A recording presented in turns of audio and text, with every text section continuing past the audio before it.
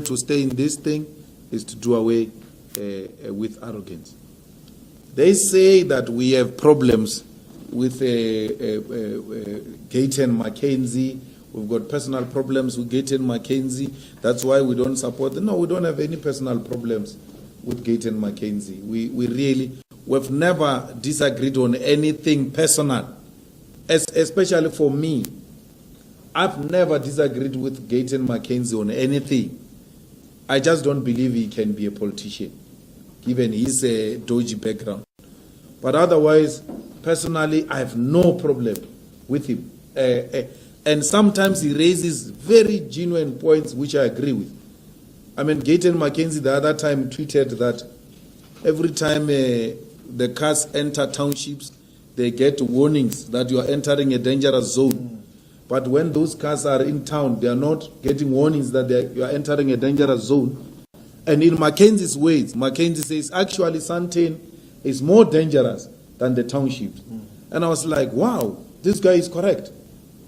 Because in the township where I come from, when I enter, I get a warning, but there's never been any hijacking.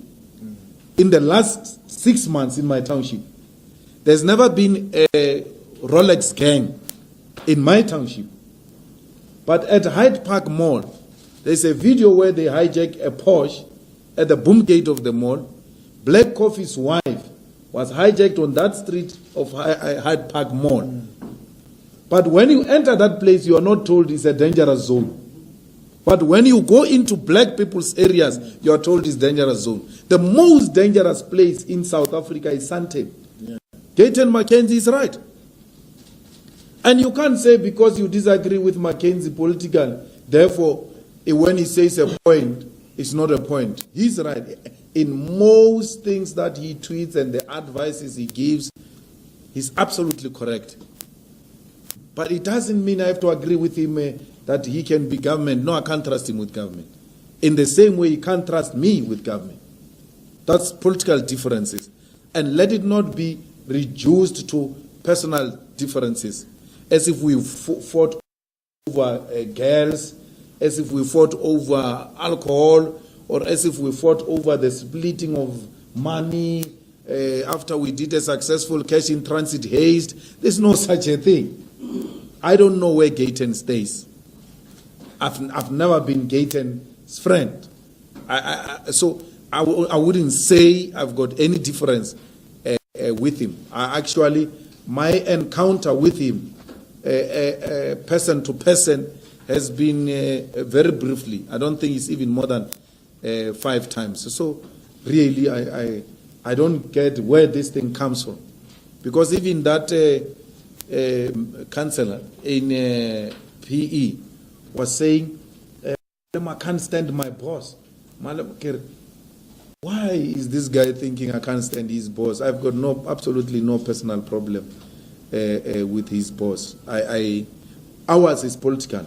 We disagree politically, and that's it. And that's how it should be understood. And it will be like that for a very long time. I don't know what is going to change that.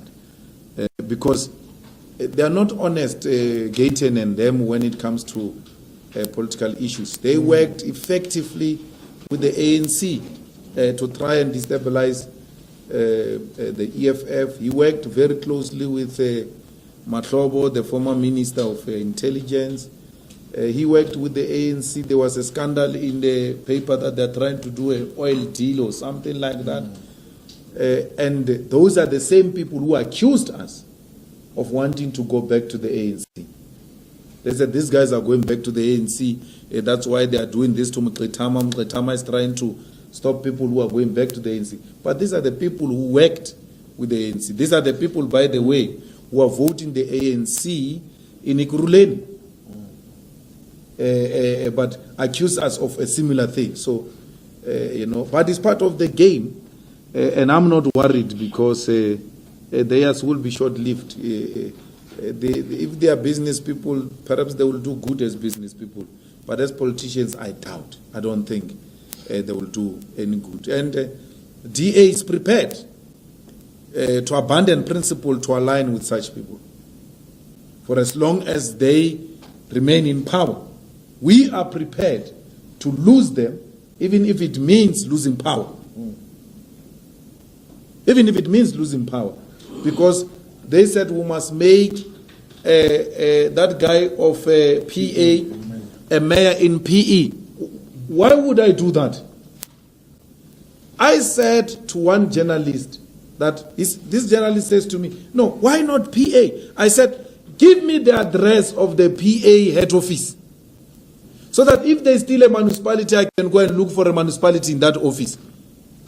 Head office first. So I can't do that.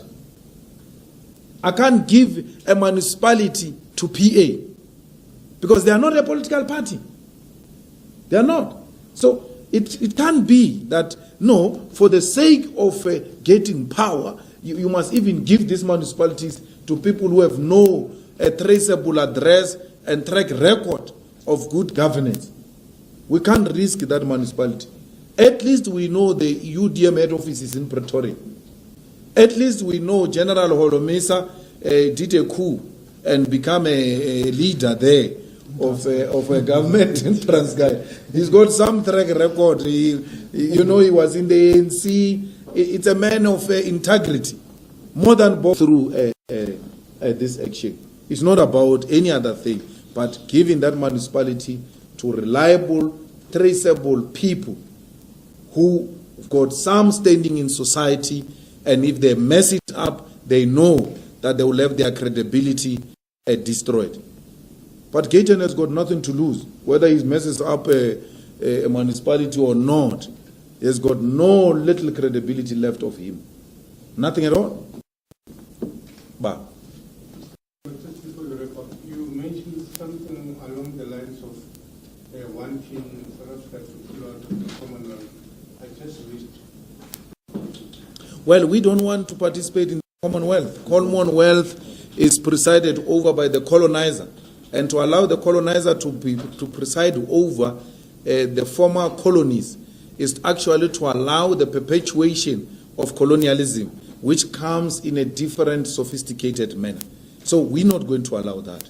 We want ourselves, as former colonies, colonized nations, to be organized through our own determination, not through what Britain thinks should be the form of organization when it comes to their former colonies. So we reject that.